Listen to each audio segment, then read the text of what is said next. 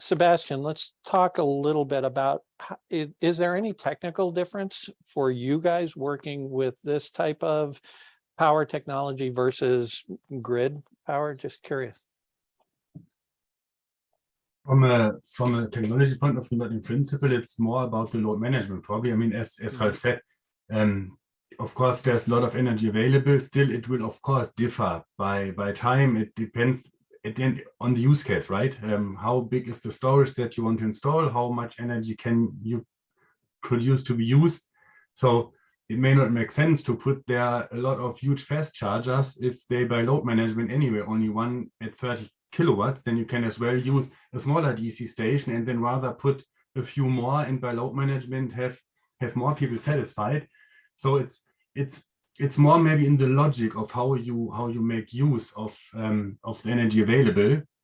Great. But from a storage point of view, we are fueling with electricity the cars basically, and we get fueled ourselves. So that's not a big deal. It's more about the logic, yeah, and really the use case that you want to apply. Are you directly at the highway and you need to feed in within an hour as much energy as you can? Or are you maybe a bit outside where the trucks are parked overnight and you have whatever time you want between 1 and 8 hours to have it fueled up, which gives you much more opportunities for smart load management in that case.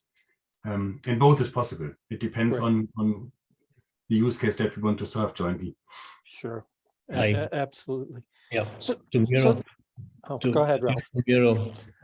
Compleo is right. The management is the secret there, and because grid is a grid, a microgrid, island grid, or just the grid from a national system.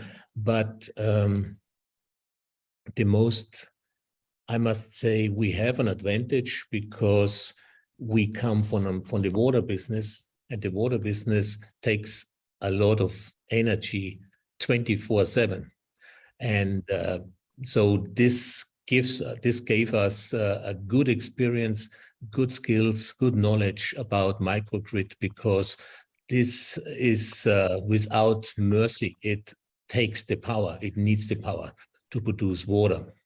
And it doesn't matter, is it just 3,000 gallon or 3 million gallon? It needs the power, and you must have it. In charging stations, it's much easier. Like said, because you have overnight charger, you have fast charger, and you have slower charger with 50 kilowatt.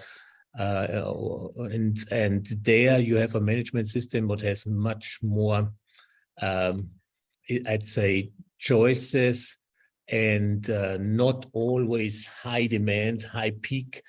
Different amount of energy is needed for different amount of cars. And this is actually much easier to handle than a large water operation. But thanks God, we got the experience from there. Sure, great. So Lucas, talk about financing for things like this. Obviously, there are programs available. How does what you do tie into overall financing programs? Maybe you and Irma can talk together about this a little bit. Sure.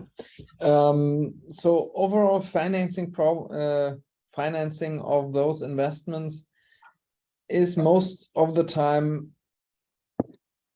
easier done because you have government subsidies which help your own bank. If you, I don't know, if you are a smaller company, your own bank, local bank tells you you need to bring some securities with that. If you have subsidies, those securities are coming from the state. So we have in some cases we have the confirmation that subsidies will be given. So that makes financing for a lot of smaller companies much easier. I don't think that this is a difficult topic for EAWD. But also here, the financing should be easier because most of the costs for the charging stations are actually subsidized, because that's a lot of that's a big point for the German government because of the climate protection program, which sets out to have like I think a third of heavy traffic on German roads be CO2 neutral in 2030, which is only 8 years away, or 7 and a bit. And that's a long way to go. And to achieve that goal, you need to subsidize, and therefore the guideline where EAWD can now subsidize their charging stations has been established, and that's a good way to finance some infrastructure. Can you talk more about that from your perspective, Irma? I think I am more than grateful, let me tell you, with EasySub, because they are, it's, of course, the incentives are there, but most of the time, people don't know. And it's not easy, I mean, when you are an entrepreneur, to be worried about your business and development, and then, you know, find out what is possible. It takes a lot of time.